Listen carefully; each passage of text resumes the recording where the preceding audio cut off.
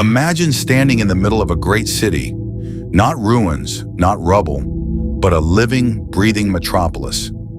Tens of thousands of people moving through stone-paved plazas, priests ascending the steps of temples that pierce the sky, merchants bartering jade and cacao in crowded markets, children running beneath the canopy of a civilization that has stood for over 1,000 years. The air hums with chanting, with the rhythm of drums, with the sound of a world utterly convinced of its own permanence. And then, silence. Not gradually, not through the slow erosion of centuries, but within the span of a single generation, sometimes less. The people vanish, the fires go out, the markets empty. The temples, once the heartbeat of an entire cosmos, are swallowed by jungle. Vines curl through the doorways of palaces, roots split the faces of stone kings, and the city, this magnificent, irreplaceable city, is left to breathe alone in the dark. This is not a myth. This is not legend. This happened, and to this day, no one can fully explain why. At the peak of their classic period, roughly between 250 and 900 AD, the Maya inhabited a vast and diverse landscape stretching across what is now southern Mexico, Guatemala, Belize, Honduras, and El Salvador. This was not a single empire ruled by one king, but a constellation of powerful city-states, each with its own dynasty, its own patron gods, its own ambitions. Cities like Tikal, Palenque, Copan, Caracol, and Calakmul rose from the jungle floor like declarations of human will. Towering pyramids, sprawling palaces, elaborate ball courts, and reservoirs of engineered water so precise they could sustain populations of tens of thousands through the dry season. The Maya were astronomers of breathtaking precision.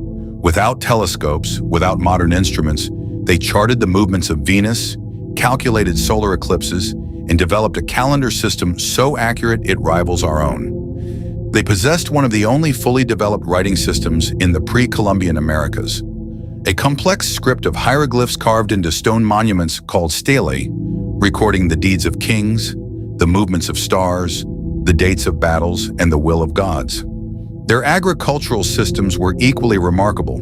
In lowland regions prone to flooding, they engineered raised field networks, elevated plots of cultivated land separated by canals that turned swamp into farmland. In the highlands, they carved terraces into hillsides to prevent erosion and maximize yield.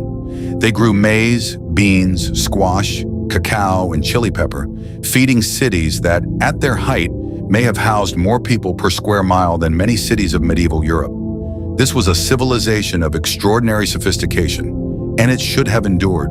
So what happened? If you find yourself gripped by this question, if you've ever stared at photographs of Tikal's temples rising above the jungle canopy and felt that ache of wondering what was lost, leave your theory in the comments below, because this is a mystery that still invites the minds of the curious, and your perspective matters. The decline of the classic Maya, known among scholars simply as the classic Maya collapse, refers roughly to the period between 800 and 1000 AD, during which the great southern lowland cities were progressively abandoned. Populations plummeted, construction ceased, the carving of stone monuments, a tradition spanning centuries, simply stopped. The last dated stela in the southern lowlands was erected around 909 AD at a city called Tonina. After that, the inscriptions fall silent. One of the most widely supported theories centers on drought. Paleoclimatologists studying lake sediment cores from the Yucatan Peninsula have found compelling evidence of severe and prolonged droughts occurring precisely during the period of the collapse.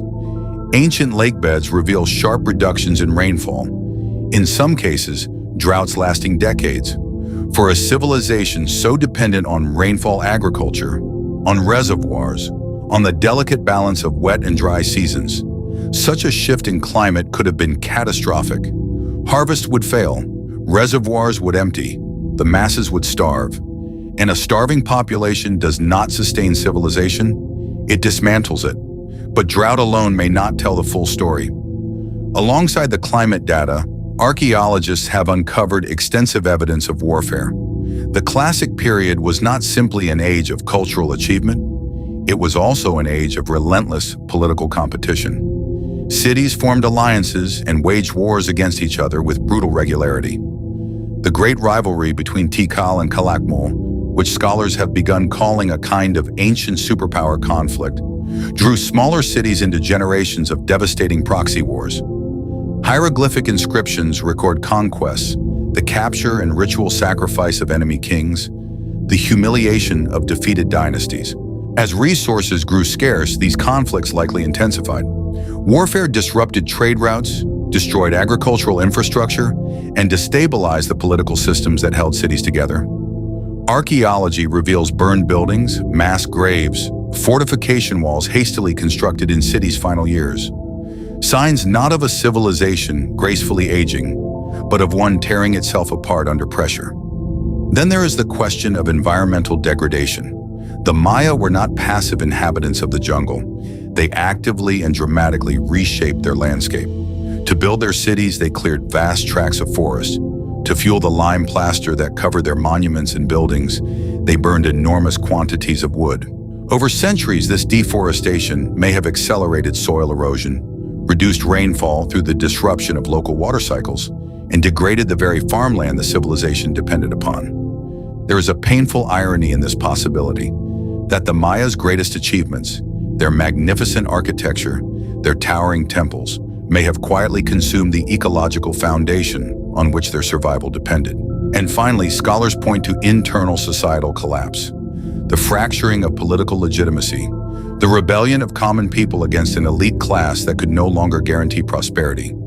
The Maya hierarchy was rigid and demanding.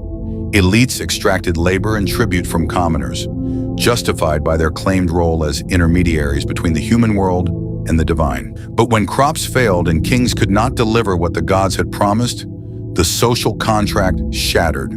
There is evidence at some sites of elite residences being deliberately destroyed, not by outside invaders, but from within. The likeliest answer, and this is where modern scholarship has largely arrived, is that the Maya collapse was not caused by any single factor, but by the devastating convergence of all of them. Drought weakened the agricultural base.